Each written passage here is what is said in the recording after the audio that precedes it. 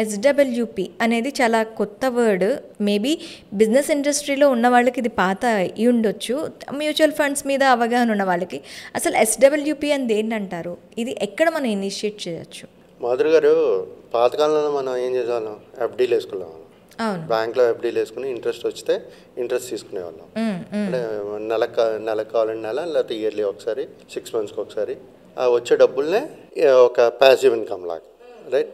బ్యాంక్లో కానీ దీంట్లో కానీ ఎక్కడైనా వేసుకున్నప్పుడు అదేవిధంగా మ్యూచువల్ ఫండ్స్లో తీసుకునేది ప్రతి నెల వచ్చిన ఇంట్రెస్ట్లో ఎంతో కొంత తీసుకునేది SWP, okay. Systematic withdrawal plan. అంటే సిస్టమేటిక్ విత్డ్రావల్ ప్లాన్ కావాలి అంటే మనకు ఒక పెద్ద కార్పస్ అమౌంట్ కావాలి.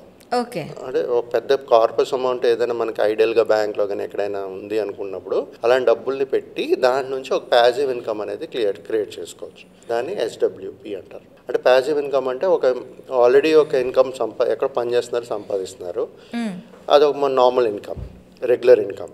అది కాకుండా ప్యాసివ్ ఇన్కమ్ లేదు, ఆ రెగ్యులర్ ఇన్కమ్ లేదు, నాకు డబ్బులు ఉంది ఒక 50 లక్షలు, దాని నుంచి ఒక ప్యాసివ్ ఇన్కమ్ కావాలి అనుకునేటప్పుడు ఈ ఎస్‌డబ్ల్యూపీ అనేది చేసుకుంటే మంత్లీ ఇన్కమ్ వచ్చేటట్టుగా వస్తుంది.